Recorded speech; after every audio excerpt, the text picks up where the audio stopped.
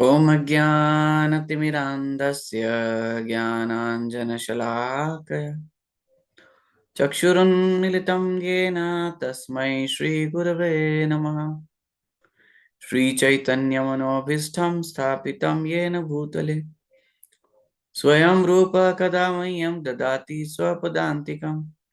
वन्देऽहं श्रीगुरो श्रीयुतपदकमलं श्रीगुरून् वैष्णवांश्च श्रीरूपं साग्रजातं सगणरघुनाथान्वितं तं सजीवम् साद्वैतं सावधूतं परिजनसहितं कृष्णचैतन्यदेवं श्रीराधा कृष्णपादान् सहगणललिता श्रीविशाखान्वितांश्च हे कृष्ण करुणा सिन्धो दीनबन्धो जगत्पते गोपेश गोपिकान्त राधाकान्त नमोऽस्तुते तप्त काञ्चन गौराङ्गी श्रीराधे वृन्दावनेश्वरी वृषभानुसुते देवी प्रणमामि हरिप्रिये वाञ्छाकल्पतरुभ्यश्च कृपा सिन्धुभ्य एव च पतितानां पावनेभ्यो वैष्णवेभ्यो नमो नमः। जय श्री कृष्ण चैतन्य प्रभु नित्यानंद श्री अद्वैत गदाधर श्रीवासादि गौर भक्त वृंद। हरे कृष्णा कृष्ण कृष्ण हरे हरे हरे राम राम राम हरे हरे। मुखं करोति वाचालं पंगुं लंघयते गिरिं यत्कृपातमहं वन्दे श्रीगुरुं दीनतारिणं। नमः ओं विष्णुपदाय कृष्णपृष्ठाय भूतले श्रीमते भक्तिवेदांत स्वामिनिति नामिने नमस्ते सारस्वती देवे गौरवाणी प्रचारिणे निर्विशेष शून्यवादी पाश्चात्य देशतारिणे। ओम नमो भगवते वासुदेवाय। ओम नमो भगवते वासुदेवाय। ओम नमो भगवते वासुदेवाय। नारायणं नमस्कृत्यं नरं चैव नरोत्तमं देवीं सरस्वतीं व्यासं ततो जयामुदीरयेत्। नष्टप्रायेषु अभद्रेषु नित्यं भागवत सेवया भगवती उत्तमश्लोके भक्तिर्भवति नैष्टिकी। कृष्णाय वासुदेवाय देवकी नंदनाय च नंदगोपकुमाराय गोविंदाय नमो नमः। हरे कृष्णा। देव वैष्णवास्तु आप सभी का पुनः स्वागत है आज के सत्र में। तो हम लोग हमारी चर्चा श्रीमद् भागवतम की चर्चा को आगे बढ़ाएंगे। Shloka number 1.8.8।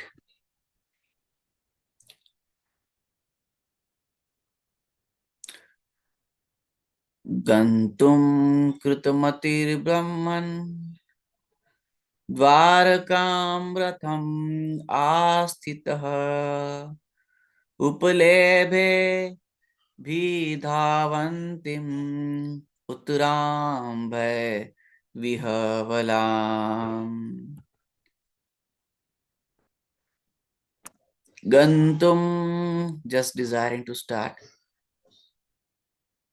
कृतमतिः having decided, Brahman O Brahman, Dwarakam towards Dwarka, Ratham on the chariot, Astitah seated, Upalebhe saw, Abhidhavantim coming hurriedly, Uttaram Uttara, Bhaya Vivahalam Vivalam being afraid. Translation and purport by His Divine Grace A.C. Bhaktivedanta Swami Srila Prabhupada ki jai.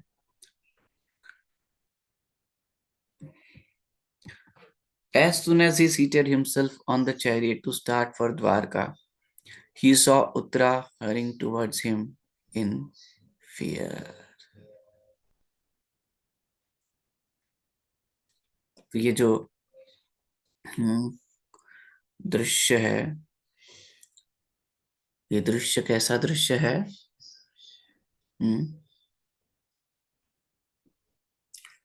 कि भगवान जो कि हस्तिनापुर में उपस्थित हैं और वे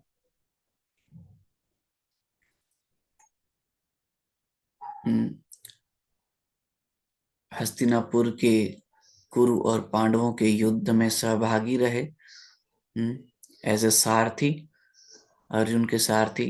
तो भगवान ने पूरा युद्ध देखा, और युद्ध भगवान के निर्देशन में ही हो रहा था।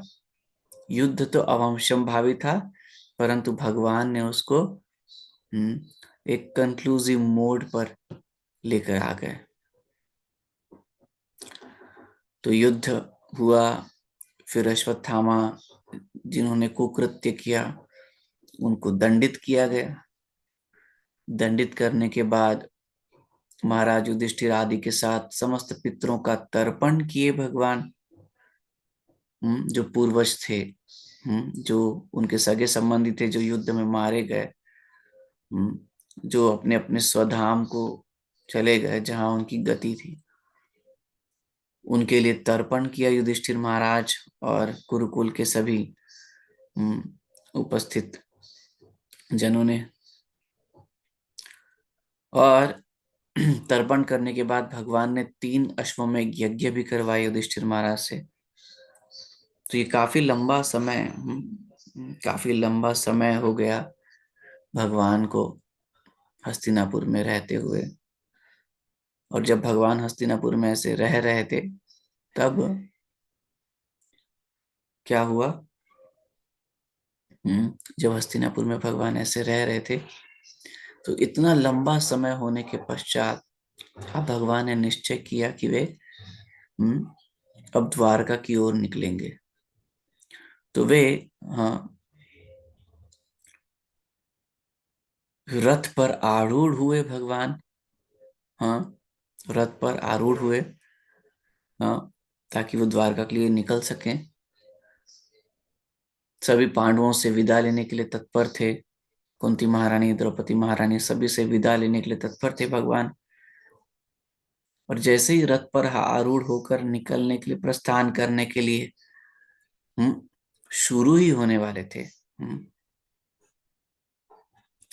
उतने में उत्तरा मैया आती हैं, चिंतित होते हुए, भयभीत होते हुए आती हैं भगवान के पास। He saw Uttara hurrying toward him in fear। भगवान के निकट आ रही है भय से। All the members of the family of the Pandavas were completely dependent on the protection of the Lord। सभी पांडु कुल के सभी जो लोग थे, वे सभी वो कंप्लीटली डिपेंडेंट थे। किस पे डिपेंडेंट थे? On the protection of the Lord. And therefore the Lord protected them all of them in all circumstances। और इसलिए भगवान ने उन्हें सभी को रक्षित किया हर परिस्थिति में। The Lord protects everyone, but one who depends completely upon him is especially looked after by the Lord। भगवान तो सभी की रक्षा करते हैं, लेकिन जो व्यक्ति भगवान की तरफ शरणागत होता है, भगवान से रक्षा की या प्रोटेक्शन की आशा करता है, भगवान विशेष रूप से उसकी रक्षा करते हैं। The father is more attentive to the little son who is exclusively dependent on the father। The father is more attentive to the little son। जो एक छोटा सा बालक है, जिसको अपनी बुद्धि नहीं है, अपना विवेक नहीं है, वो तो कंप्लीटली डिपेंडेंट है भगवान पे। तो exclusively dependent on the father, ऐसा है। और ऐसे जो पिता होते हैं वो अपने पुत्र के प्रति ज्यादा अटेंटिव होते हैं, क्योंकि उनको पता है कि इसका कोई और आश्रय है नहीं, मेरे अलावा इसका कोई और आश्रय है नहीं, इसका कोई और रक्षक है नहीं इस बालक का। तो भगवान ज्यादा अटेंटिव हो जाते हैं ऐसे बालक के प्रति। तो श्रील प्रभुपाद बता रहे हैं कि कैसे पांडवों के जीवन में रक्षा मतलब कृष्ण। और ऐसा नहीं है कि पांडवों ने दूसरों से आशा नहीं की, ऐसा नहीं था। पांडव भी सहज थे, सरल थे, वे सभी कुरुकुल के जितने भी गणमान्य थे उन सबको अपना मानते थे। हाँ, मामा शकुनी को भी वो अपना मानते थे, भ्राता दुर्योधन को भी वो अपना मानते थे, दुशासन को भी अपना मानते थे, 100 पुत्रों को अपना मानते थे, धृतराष्ट्र महाराज को पांडु महाराज से भी ज्यादा आदर, गांधारी माता को कुंती महारानी से भी ज्यादा आदर देते थे महाराज युधिष्ठिर आदि। हाँ, और आप देखिए ना, हाँ, कुंती महारानी, हाँ, और ये युधिष्ठिर महाराज के जो भाई हैं नकुल और सहदेव, उन्होंने भी कभी अपने आप को ऐसे पराया महसूस नहीं किया, जबकि वे माद्री के पुत्र हैं। उनके ऊपर विशेष ध्यान रखते थे युधिष्ठिर महाराज और पांडव और कुंती महारानी स्वयं। तो ऐसा नहीं है, और फिर भीष्म देव को विशेष स्नेह दिया उन्होंने, विशेष आदर दिया। द्रोणाचार्य के प्रिय शिष्य रहे, भीष्म देव के प्रिय रहे, कृपाचार्य के प्रिय रहे, समस्त प्रजाजनों के प्रिय रहे। ऐसा क्यों? क्योंकि पांडवों के हृदय में कपट नहीं है, पांडवों के हृदय में सरलता है, धर्म है, न्याय है, वैष्णवता है। इसीलिए इसके पूर्व श्लोक में आया कि युधिष्ठिर महाराज अजात शत्रु हैं। युधिष्ठिर महाराज के हृदय में कोई शत्रु नहीं था उनका। परंतु ये विचारणीय है कि ऐसे पांडवों जिन्होंने सबको अपना माना, उनको कोई अपना मान नहीं सके। कोई अपना मान नहीं सके, न तो धृतराष्ट्र अपना मान सका, न गांधारी अपना मान सकी, न कुरुजन कोई अपना मान सके, न शकुनी मान सका अपना। भीष्म देव चाहते हुए भी अपना नहीं मान सके। अपना मानना मतलब सिर्फ बातों की तो बातें नहीं होगी ना। भीष्म देव रक्षा प्रदान नहीं कर पाए।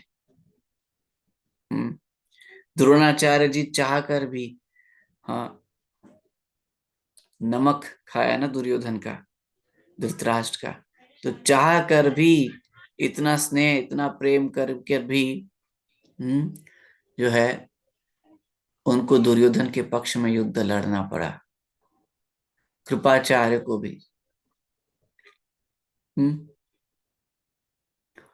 तो ऐसे परिवार में जहां पर सबकी तरफ व्यक्ति आश्रय से देखता है, आशा से देखता है, यदि समस्त परिजन, जब द्रौपदी महारानी का वस्त्र हरण कर रहा था दुशासन, तो एक भी तो व्यक्ति नहीं बोला ना। कोई एक व्यक्ति था जो खड़ा होके बोला कि ये गलत हो रहा है? एक व्यक्ति बोले, हाँ, विदुर जी, और वो चले गए फिर वहां से। परंतु विदुर जी को क्या समझ रहे थे सब लोग? हम्म ये तो इस राज्य का एक दास है। और दास की बात को कौन कितना वैल्यू करेगा? सब बड़े बड़े महान दिग्गज लोग बैठे हैं, किसी को अपने राज्य को बचाना है, किसी को अपनी प्रतिष्ठा को बचाना है, किसी को अपना बदला पूरा करना है, शकुनी को, किसी को कुटिलता करनी है, किसी को द्वेष है, कोई अपने धर्म संकट से बंधा हुआ है। और ऐसे कुरुओं की सभा में, हाँ, जो कुरुकुल वधु है, जिसका सर्वत्र आदर होना चाहिए था, ऐसी कुरुकुल वधु को निर्वस्त्र किया जा रहा है।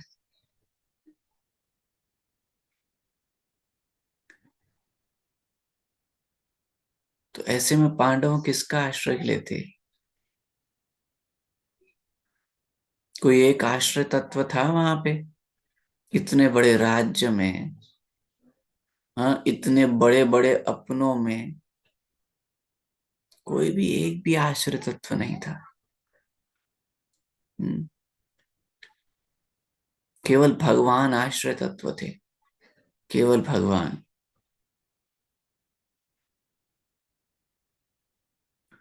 और भगवान ने आश्रय प्रदान किया।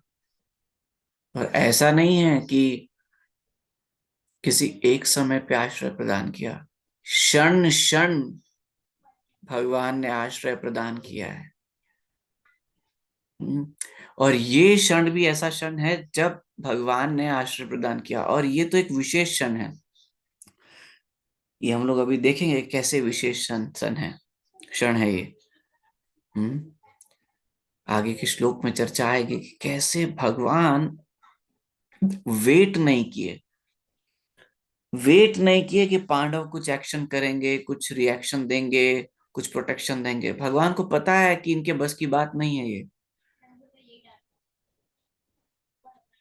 इनके बस की बात नहीं है ये।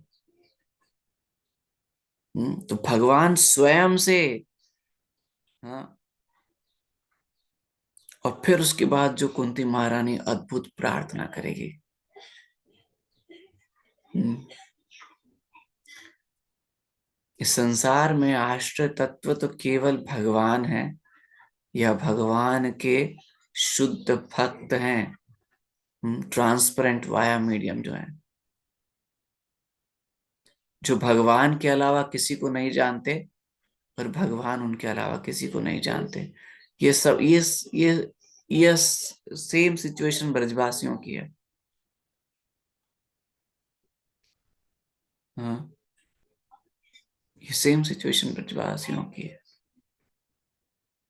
हम्म, तो चैतन्य महाप्रभु की लीला में भी आता है ना। मैं हम नाम स्मरण भूल रहे हैं, वो भक्त का नाम बहुत बहुत निकट, एकदम रिकॉल नहीं हो रहा है वो नाम। चैतन्य महाप्रभु बोलते हैं उन भक्त को कि आप तो गृहस्थ हो, अरे आपको गृहस्थी संभालनी चाहिए, आप अपने गृहस्थ धर्म का पालन नहीं कर रहे हो, आप ये नहीं कर रहे हो, आप आप क्या कर रहे हो, ये दिन भर हरि नाम संकीर्तन करते रहते हो। तो वो क्या करते हैं कि 3 बार ताली बजाते हैं। तो गौरांग महाप्रभु पूछते हैं कि ये क्या किया आपने। तो बोले ये मैं भगवान पे आश्रित हूँ और भगवान की सेवा में आश्रित हूँ। यदि प्रथम दिन हम्म, हमारे परिवार को कुछ भोजन नहीं मिलेगा तो हम उपवास करेंगे। दूसरे दिन यदि हमारे परिवार को भोजन नहीं मिलेगा या हमारा रक्षण या पालन नहीं होगा तो हम उपवास करेंगे। और तीसरे दिन भी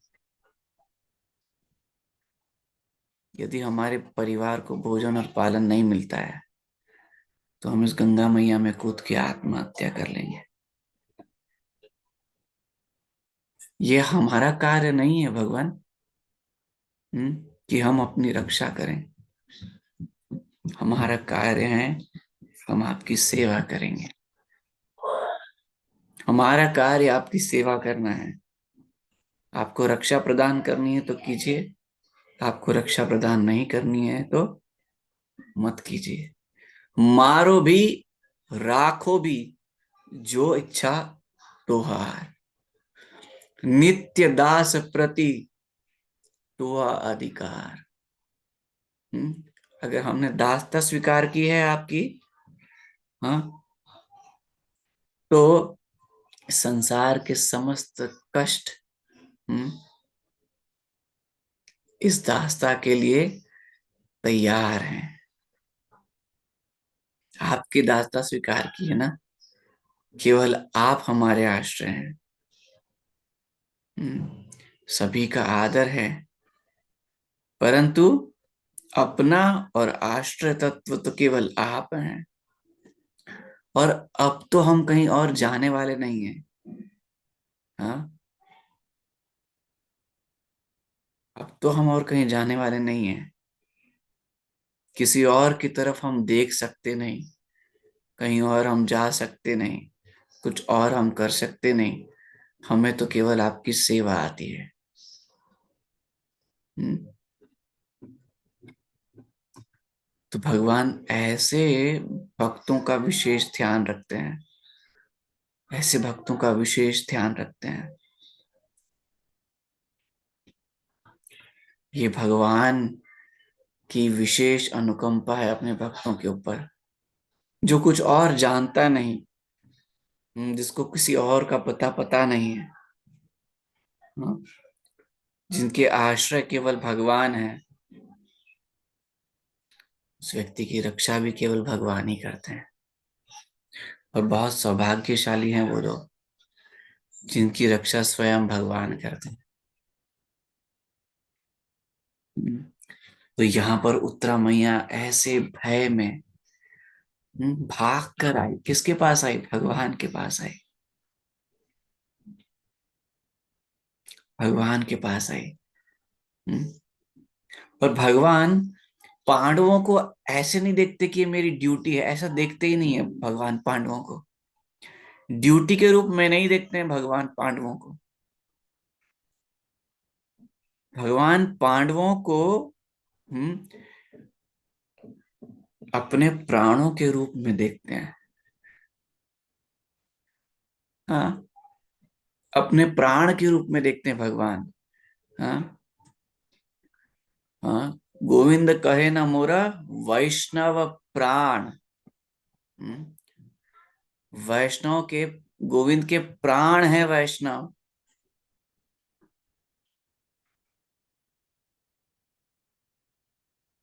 गोविंद के प्राण है वैष्णव।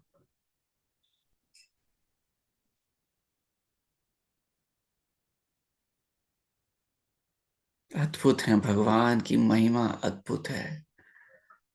भगवान जैसा हम्म, प्रेम करने वाला व्यक्ति कोई नहीं है। हम्म, और इस प्रेम को प्राप्त करने के लिए अनंत कोटि कष्ट भक्त तैयार रहता है सहन करने के लिए। आशिलस्य वाह पाद रताम पिनष्टु माम अदर्शनान मर्म हताम करो तु वा यथा तथा वा विदधातु लंपटो मत प्राण नाथस्तु स एव ना पर। कोई और है नहीं। और यही भाव गोपियों का भी है, यही भाव समस्त भाव नंद बाबा का भी है, यशोदा मैया का भी है, ब्रजवासियों का भी है। और इसको कहते हैं प्रेम। ये है प्रेम। हाँ, ऐसा नहीं हम्म, कि आज कष्ट आया तो तू नहीं तो कोई और सही, कोई और नहीं तो कोई और सही, ऐसा नहीं होता प्रेम में। हम्म, प्रेम मतलब सर्वस्व न्योछावर करने के लिए तैयार हैं हम, सर्वस्व भगवान की सेवा के लिए। हम्म, श्रील प्रभुपाद कहते हैं ना एक लेक्चर में, how much time does it take to be Krishna conscious? Prabhupada बोलते हैं, one moment, one moment,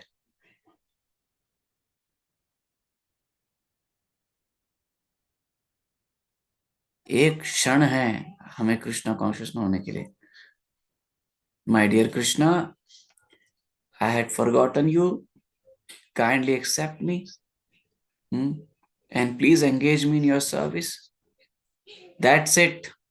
and Krishna says, माम एकम शरणम व्रजा, Krishna will give all protection, Krishna will give all protection. Krishna से आशा है, संसार से आशा नहीं है। ये पांडवों के हृदय की स्थिति है।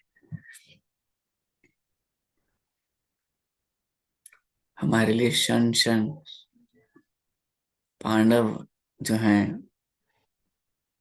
एक पथ प्रदर्शक के रूप में स्थापित हुए हैं। क्षण क्षण ऐसी ऐसी परिस्थितियों में पांडवों ने हमें सभी को, हम सभी वैष्णव को ऐसा उत्तम चरित्र दिखाया है, ऐसा उत्तम चरित्र दिखाया है कि आने वाली सभी, भविष्य की सभी जो वैष्णव हैं, जो जनरेशन्स हैं, वे सभी पांडवों से, पांडव पांडव कुल जो है वो एक टॉर्च लाइट होगा।